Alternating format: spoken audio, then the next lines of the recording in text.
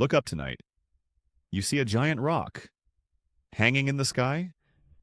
It is massive, a quarter the size of our entire planet. But here is the problem. It simply should not be there. No other planet in our solar system has a moon this big compared to itself. It is a geological freak, a cosmic mistake. How did it get there? And why does it look exactly like us? For years, scientists had a neat, tidy story.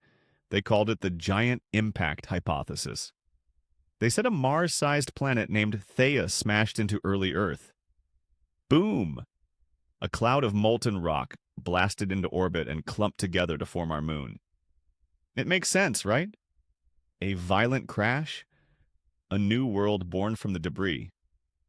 But then we brought back rocks from the Apollo missions. We analyzed their isotopes, and the nightmare began. The chemistry was identical to Earth. It was as if the moon was just a mirror of our own mantle. If Theia hit us, why is there no trace of Theia in the moon? Where did the intruder go? This is the Theia paradox. If you hit a car with a truck, you expect a mix of parts. But the moon isn't a mix, it is Earth. Pure, distilled Earth. This ruins every model we ever built. Was Theia made of the exact same stuff as us? That is statistically impossible. Or did we get the story wrong? Maybe the impact was so hot, so violent, that Earth and Theia completely vaporized into a single swirling atmosphere of gas. Everything mixed together in a planetary blender. Then, gravity pulled the pieces back into two separate balls. It is a wild theory, but it is the only one that keeps our current science alive. And it gets stranger. The moon is leaving us. Right now, it is drifting away at nearly 4 centimeters every year. It is like a slow-motion breakup. Imagine the history of this dance. 4 billion years ago, the moon was much closer. It would have dominated the sky, appearing 20 times larger than it does today.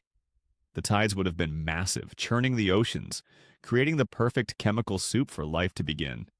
If the moon never formed, our oceans would be stagnant. The chemistry of life might never have started. We are not just neighbors. We are products of this violent, forgotten collision. The moon is a ghost of a world that shouldn't be here. It is a piece of us ripped away, only to return and watch over our evolution. Every time you look at that pale light, remember, you are looking at a scar from the most violent day in our planet's history. And it is still moving away, waiting for the day it eventually says goodbye for good. What do you think? Did we survive a miracle, or are we just living in the aftermath of a cosmic accident?